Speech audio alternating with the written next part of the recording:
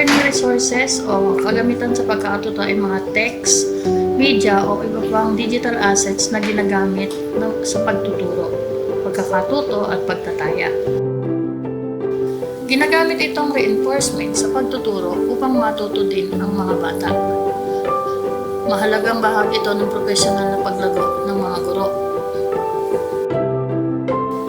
Gumagamit ang mga guro ng mga interesting materials na makatutulong sa mga bata na magkaroon ng masayang eksperyensya sa pagkakatuto. It was in the year 1850 that the tyrannical Spanish regime was nearing its end.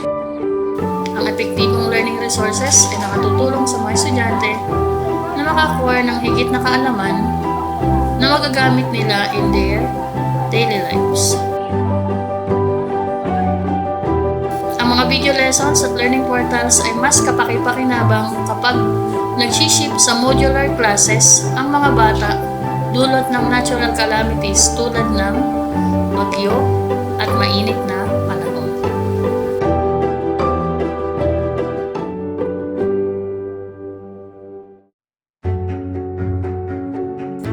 Isang bagay lang ang aking natutunan.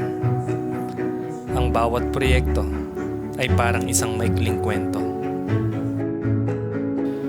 Bumubuklat ng bawat pahina at nandyan, naghahanda ang mga tagpo.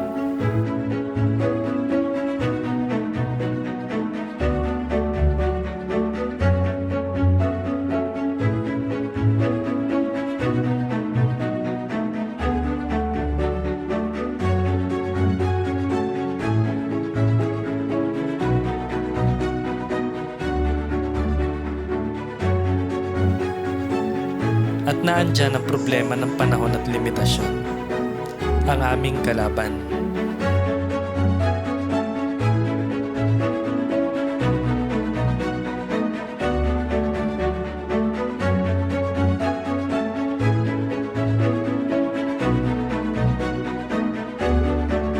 Nakatuto ang isipin, may pag-usad ang pagsusumikap.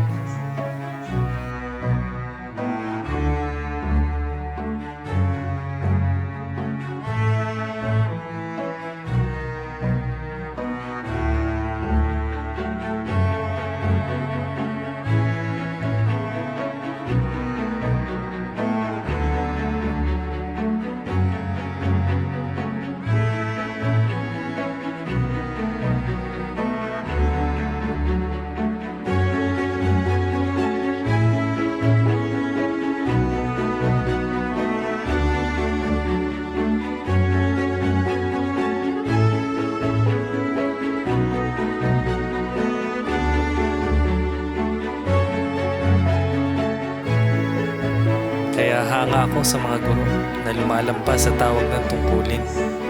Ang sekreto ko dyan, walang tulugan.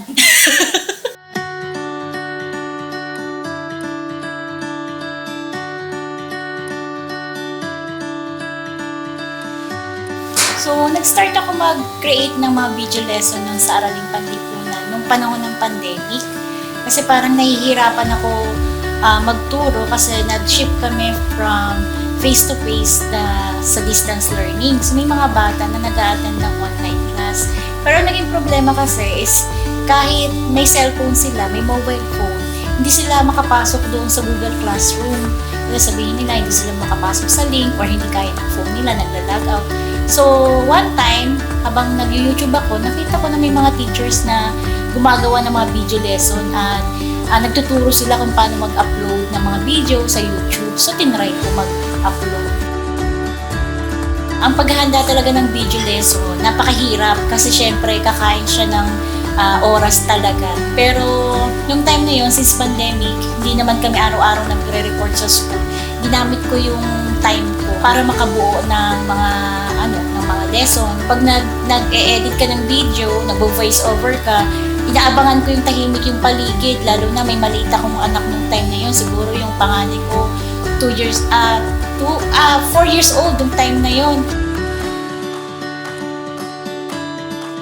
Yun naman ay para sa mga batang bailenyos. Ganun tayong mga teacher no? Hindi natin kinukwenta yung mga nagagastos natin kasi alam natin na ito ay para sa kapakinabangan ng ating mga estudyante.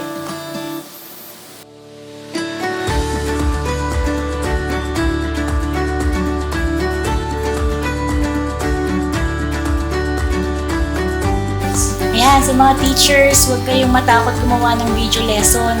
Tsaka magandang platform ang YouTube channel sa pag-upload ng mga video. Make sure lang na syempre ipababalidate din sa mga nakakataas yung mga content. Kasi maganda siya, parang nagsisilbi siyang library, no?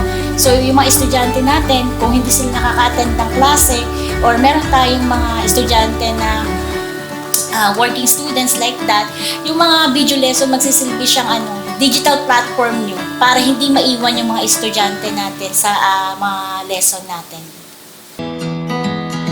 At sa huling buklat ng pahina, natapos ang kwento.